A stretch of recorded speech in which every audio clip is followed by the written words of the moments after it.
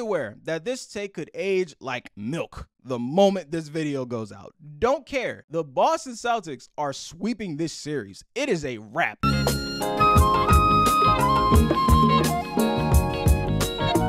We're going to get to why I think the NBA Finals are going to end in a sweep, but first, just to recap. Game 1, the Boston Celtics win 107-89, or as it'll forever be known in my house, the Kristaps game, as I was sitting in this very seat yelling Kristaps in a way that'll definitely max out this microphone and ruin your ears over and over and over again as he checked into the game and got to catching fire. And the whole world instantly noticed, hey, I guess this is why this Boston team won 60 games. They're pretty good. Oh, in case you haven't noticed, my Boston fan / analyst objectivity out the window. Game 2. After game 1, I was telling anyone who would listen, in order for the Boston Celtics to lose a game in this series, they would have to play so shitty. Full-blown stinker.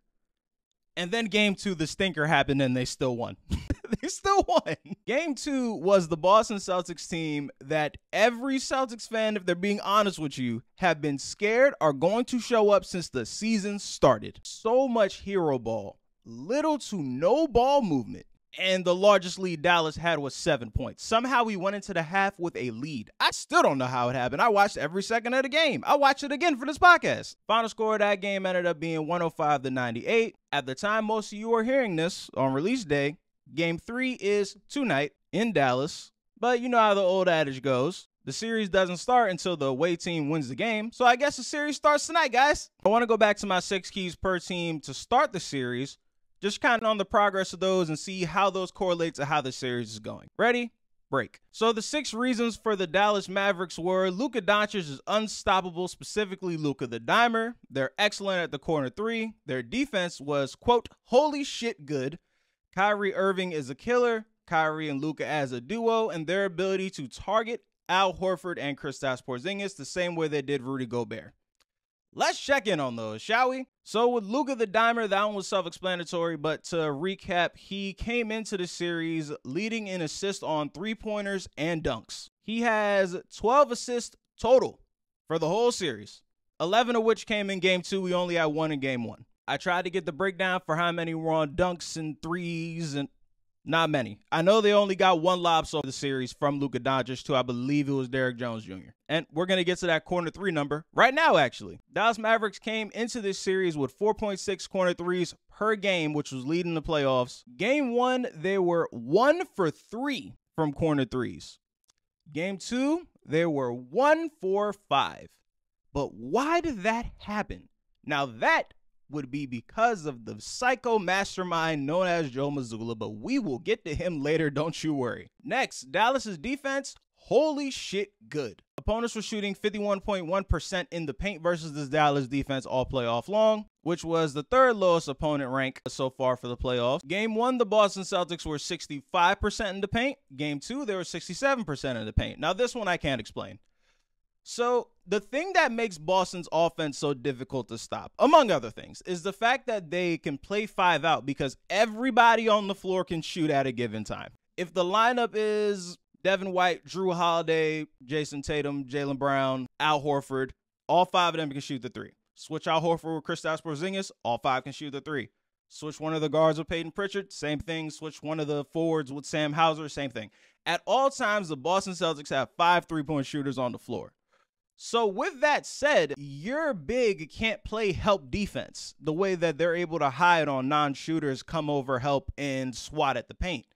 They still try, which we're going to get to when we get to Jayson Tatum, which is why he's able to get so many assists and we're able to drive and kick so efficiently. And on the times they don't, that's why they're getting ripped in the paint, because of this very reason. If your big can't sit down there because they got a guard on the perimeter, and let's be honest, Derek Lively and Daniel Gafford have not been so great at that this series. That's the thing that tends to happen. Next, Kyrie Irving, the killer, and oh boy. All right, so he can pretend to y'all that the Boston crowd is not affecting him, but we have eyes, right? Like, we can see clearly it is. I don't know how much that the broadcast is showing compared to the things I've seen, just because I'm deeper on Boston Celtics social media than most people are. but I've seen him drawing back and forth with the crowd a lot more than the ESPN camera is showing, or ABC camera, whatever channel this is on. And as we've seen from his performances, clearly it's affecting him. But you know I don't like to go pure points per game here. Coming into this series, the Mavericks have been 27.6 points per 100 possessions better with Kyrie Irving on the floor. So offensive rating, 127.6 points. That's the biggest on-on differential among all 52 players who played at least 250 minutes throughout the course of the playoffs. Coming into this series, right? Well, his offensive rating through the first 2 games of this series is 77.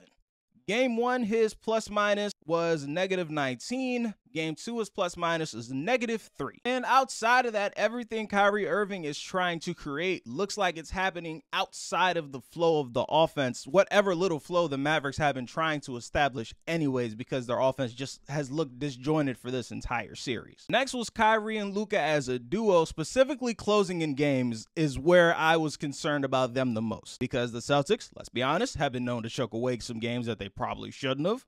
And Luka and Kyrie tend to be pretty damn good at closing some games out, especially in big moments. For this series, they're at 45 points per game, and they are shooting 44% from the field. For you guys that are curious on the split on those numbers, Luka Doncic is responsible for 31 of those 45 points. But to the fourth quarter, now granted, game 1 was over by halftime.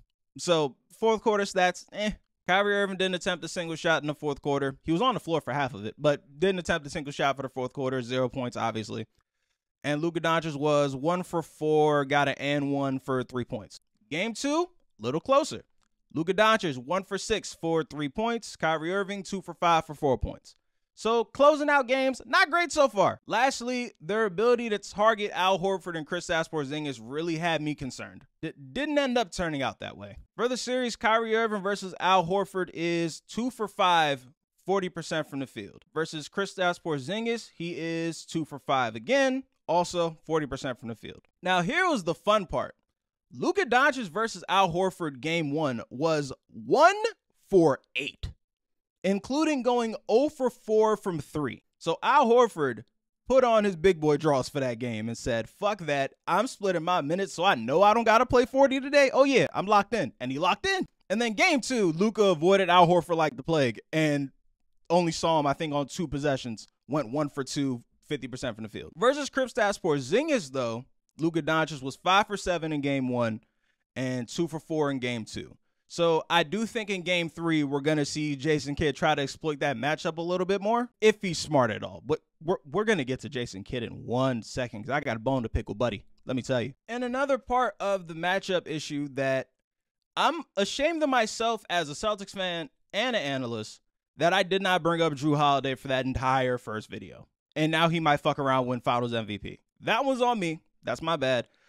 But he's drawn the primary matchup of Kyrie Irving. So for all of you wondering why Kyrie Irving has been underperforming, it's not just the Celtics crowd, it's Jrue Holiday. Jrue Holiday tends to make a lot of people underperform, just saying. And whenever Luka really gets going throughout the games, we just send Jrue Holiday at him, and that tends to take care of the problem. Not to mention what he's been able to do on the offensive side of the floor. When Jayson Tatum starts to draw more attention, he'll either be in the corner or in the dunker spot, just waiting for the ball to be delivered right in his hands, and for the most part, has been doing pretty damn well. Currently second on our team in scoring at 19 points a game for 65% from the field. Pretty goddamn efficient. And is the only person on the Celtics who is shooting over 40% from 3. He's at 44%. But since we started talking about the Celtics, let's go into it a little deeper. So the list of reasons I listed for the Celtics before the series started was the Celtics are all-time excellent.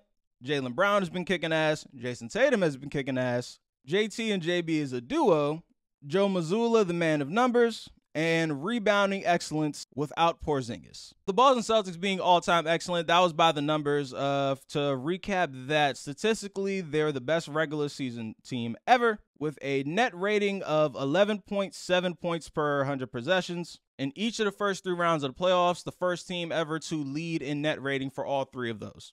So essentially, net rating is offensive rating minus defensive rating. So the more points per 100 possessions you have on offense minus the points per 100 possessions you allow on defense, net rating. That's how that number works. Offensive rating for this series, 115.3. Defensive rating for this series, 101.7, averaging just under 14. I don't want to keep throwing decimals at you. Don't want to confuse you. Set a league record with 17 25-point wins and 10 30-point wins. The largest lead they've had so far in the series has been 29 points, but because the Boston Celtics don't like holding on to leads, I think the final score of the game ended up coming down to, 15 or 16, something like that. So the all-time excellent streak of the Boston Celtics is continuing. Next, Jaylen Brown, kicking ass. You're damn right he is. Oh my God. Leading scorer at 21.5 points a game. He came into this series 25 points a game, 54% shooting, an efficiency that he has not seen in the playoffs pretty much ever. And he's at 55% shooting now at 21.5 points a game. And oh my God, the defense, bro. He changed game one by himself. When Dallas was going on that run, he just decided, okay, enough of that. Just shut shit down, changed the game, and got us back up by 20, essentially by himself. He's drawn the main Luka matchup, and they're sending those switches with the quickness. Please get him off of Luka Doncic. Luka don't want to see him no more. Next, Jayson Tatum is kicking ass. Jayson Tatum came into this series leading the playoffs in cumulative plus minus. Celtics outscored their opponents by 141 points with him on the floor. And man, all right. I try my best to not defend Jayson Tatum stinkers because I try to keep it at fan and not stan. 17 points a game on 31% shooting. Not great. But I will do these two things to his credit. He has finally learned, after years of watching this man. Again, as a Celtics fan, I've watched damn near every game Jayson Tatum has played for his entire career. So intimately familiar with how he gets down in these games. He's finally learned, hey, shot ain't falling. Let me try to create shit for other people. Let's see how that works out. He's at 8.5 assists a game for the series. And let me go get some boards. 10 rebounds a game for the series. Defensively, he has not drawn the big matchups as much as we anticipated coming in. That's because he's been guarding the bigs for pick and roll purposes, which we'll expound on further when we get to the Joe Mazzulla section. But objectively, Jayson Tatum has not been playing nearly as well as you expect a multiple-time first-team All-NBA forward to be playing. There's no way around that. Even though the amount of double, triple, quadruple teams Jayson Tatum has seen throughout the course of this series has been staggering. It's just staggering. Like ridiculously so. Granted, it's up to him to not try to go scoop under, finger roll off the backboard when there's 3 people in the paint trying to defend him. That would probably be a smart decision, Jayson, but hey, gotta try something, right? And to Jayson Kidd, since we're on the subject of double teams, to Jayson Kidd, if you really think that someone other than Jayson Tatum is the best player on this team, stop doubling him. Stop triple teaming him. Stop building your entire defensive game plan around stopping Jayson Tatum, because that is clearly what is happening right now. I mean, shit, you're down 0-2 and you're getting your ass kicked in every game. That might actually help you. Next was Jayson Tatum and Jaylen Brown as a duo. I think the gravity that those two have been able to create for everyone else on the team has always been able to be shown. Pretty much all of the Celtics' best possessions are generated by or start with Jayson Tatum or Jaylen Brown blowing by someone on the perimeter and getting straight to the rack, or driving and kicking, dishing to someone else, getting an assist, a hockey assist, starting the ball rotation going, something along those lines. Good things happen when they get to the rim, and they're doing it quite often. Next up, I am here, if I do nothing else on this podcast today, it is to sing the praises of Joe Mazzulla. Coming into this series, Joe Mazzulla, the man of numbers, only 18% of our opponents' three-point attempts were from the corner. The lowest of the opponents in these playoffs. It was 21% during the regular season, also the lowest. The two things that you had to be able to stop on the Mavericks offense outside of Luka Doncic, which, as we covered earlier, is not possible, was corner threes, lobs for dunks. Joe Mazzulla is 2 for 2. Here we are going into game 3, and the Mavericks have only attempted 8 threes. And the way he's been able to do that is twofold. Defensively, against Luka Doncic, he's gone with the bold strategy of, yo, we're not doubling you. Until you start torching us, we're not doubling you. No one's helping off the corner. No one's doubling you on the drive. We're not doing it. We're going to single cover you. And if you want to take these fall away floaters, fade away mid-range jumpers, the super circus shots, which he's fully capable of making and has been making a lot of them, knock yourself out. if you want to do the James Harden solo act and have the rest of your teammates standing there watching you dribble, knock yourself out. Have fun. Joe Mazzulla has turned the Mavericks into the team we thought they were going to be when Kyrie Irving first got there, with all the hero ball, iso ball, Luka Doncic dominating the ball, and Kyrie Irving not being able to get into a rhythm because Luka Doncic is doing his Harden impression and not distributing the ball. And here's the real genius thing he did that I didn't even think was in the realm of possibility of things to do. He's been putting Jayson Tatum on the bigs for the Dallas Mavericks. Like, Jayson Tatum has spent the most time guarding Derek Lively. And the reason that he did that was because to defend the lob threat. Okay, so let me scale it back. So the way Dallas generates most of their lob is pick and roll with Luka. Luka gets switched on to the big. The big gets switched on to a smaller defender. Luka throws the ball above said small defender's head to Derek Lively and or Daniel Gafford. Little harder to do that when you're switching between Jaylen Brown, who had the initial assignment on Luka Doncic, to now on a Derek Lively or Daniel Gafford. You're now switching Jayson Tatum onto you, and that defender who you're trying to lob the ball over their head is Jaylen Brown, because he's now switched on to the big. Hope I didn't lose you. Little harder to pull that off. So instead, the big ends up guarding Al Horford and or Kristaps Porziņģis, ends up guarding more often than not been Derrick Jones Jr. So the matchup ends up working that way, and he's not really as much of a lob threat as he was in his younger years when he was winning dunk contests. And he's not that great of a corner three shooter either. Quite frankly, I think it's genius what he's been able to pull off. So for y'all that are saying Luka Doncic is all by himself and all the teammates are choking, they're not showing up. They're not choking. They're getting shut down because Joe Mazzulla is really good at coaching. Last point for the Celtics was how well they were able to rebound without Kristaps Porziņģis. They were at 77% of defensive rebound percentage. Before Porziņģis got back, that was throughout the entire course of the playoffs. With Porziņģis back, averaging 22 minutes a game, they clearly have him on a minutes restriction, and it looks like he got hurt again for game 2, so I expect that to continue. They're at 78.2% throughout the first 2 games, so rebounding, still really good. But the final verdict as to why I thought the Celtics were going to win this series was because the talent gap between these two teams is so large. And as we've been seeing through game 1 and 2, the margin of error the Celtics have as compared to what the Mavericks have is night and day. The Celtics stunk in game 2. I've watched this team a lot. The Celtics lose that game all season long. I've seen them lose that game all season long. I've seen that version of the Celtics so many times. That may be the first or second time I've seen them actually win that game. If not this one, then one of those Pacers games. I said if Luka and Kyrie averaged 60 a game, it still would be damn near impossible for them to win it because they would still need to pick up the other 52 to match up what the Celtics were putting up before at 111 a game. Well, Kyrie helped that out a lot because instead of matching Luka's 31 with 29, he's averaging 16. And the Celtics have been able to win games all year long without their great players playing great. Really useful right now with Jayson Tatum stinking. But the reason I picked the Celtics to win in 6 as opposed to winning in a sweep to conclude this segment was because the Celtics are good for 1 to 2 inexplainable stinkers per every 1 to 2 weeks. It happens. Again, I've been watching this team for way too long. It happens. That stinker happened.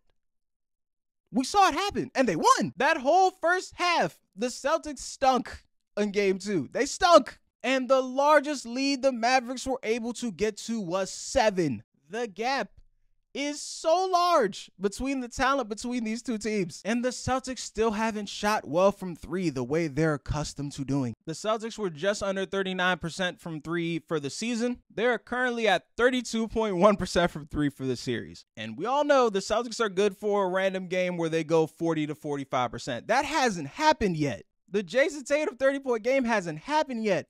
We still have not seen the best offensive version of the Celtics yet, and they are up 2-0. So, barring any unforeseen circumstances, and I'm fully aware that this take could age like milk the moment this video goes out. Don't care.